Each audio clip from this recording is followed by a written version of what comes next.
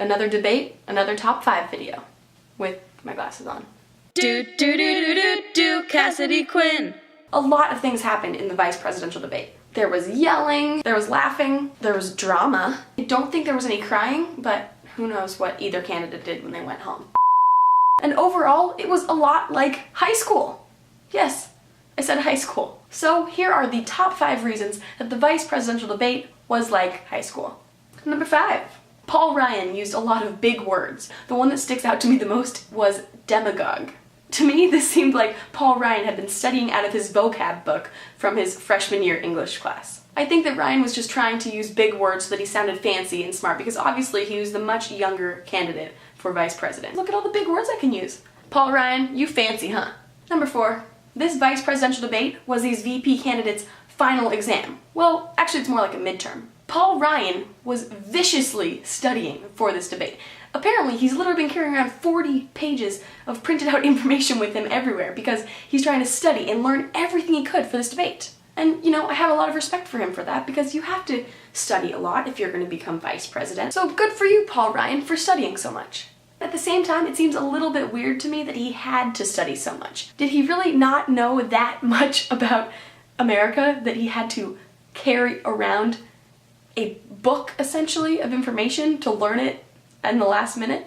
Seems like he was cramming for this midterm. And Joe Biden didn't study as much for this midterm. Sometimes he got nervous, he stumbled over some of his words. Joe Biden has been paying attention in class all semester, so he didn't have to cram last night until 3 in the morning. He just knew things because he'd been paying attention. Whereas Paul Ryan had not been paying attention, so he was cramming and trying to read all of the books right before the debate started. Number 3. In this high school setting, Martha, the debate moderator, was the teacher. And throughout the entire debate, both candidates were just trying to suck up to the teacher. Even though sometimes they interrupted her or didn't listen to her when she told them to stop talking, just as high school kids would do. And I think that Professor Martha knew that Paul Ryan was cramming before the midterm exam because she kept giving him pop quizzes. She was actually forcing Paul Ryan to give a plan.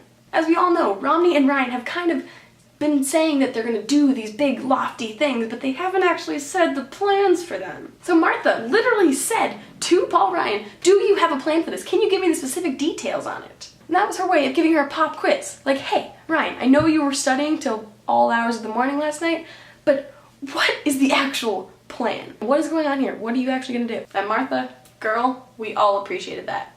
Number 2.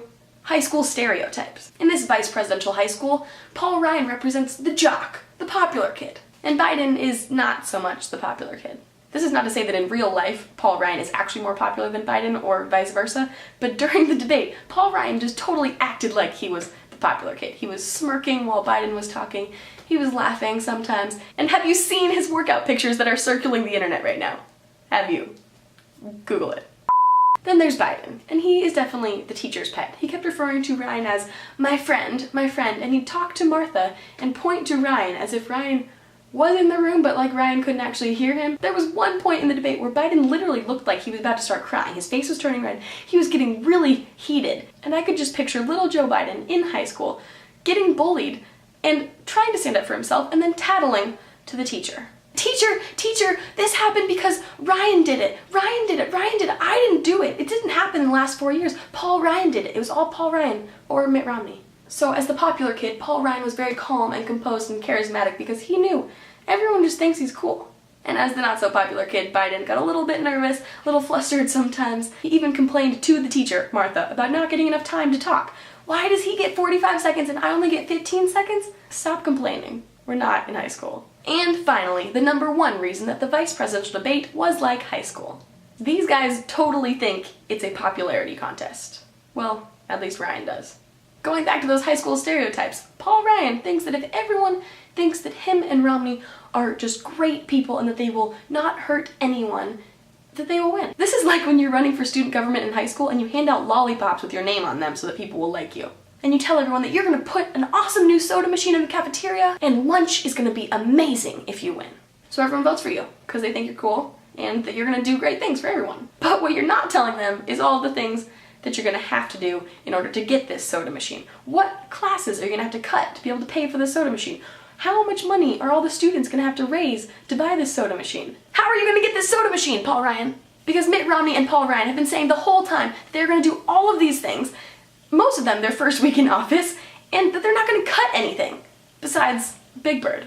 So how are you going to do that? You have to cut things in order to make other things happen. That's just how the world works. Then on Biden's side, he just tries to be honest and give details about his plans and hopes that everyone will actually vote for the underdog. Because no one really likes the popular kid. Everyone secretly hates the popular kid. They want to vote for the underdog, even though he's not handing out candy or going to buy a fancy new soda machine.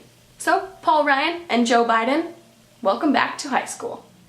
I guess the one difference between high school and this debate is that in high school, you have to be 18 and under to vote for the student body president, and in the US presidential election, you have to be 18 or older to vote.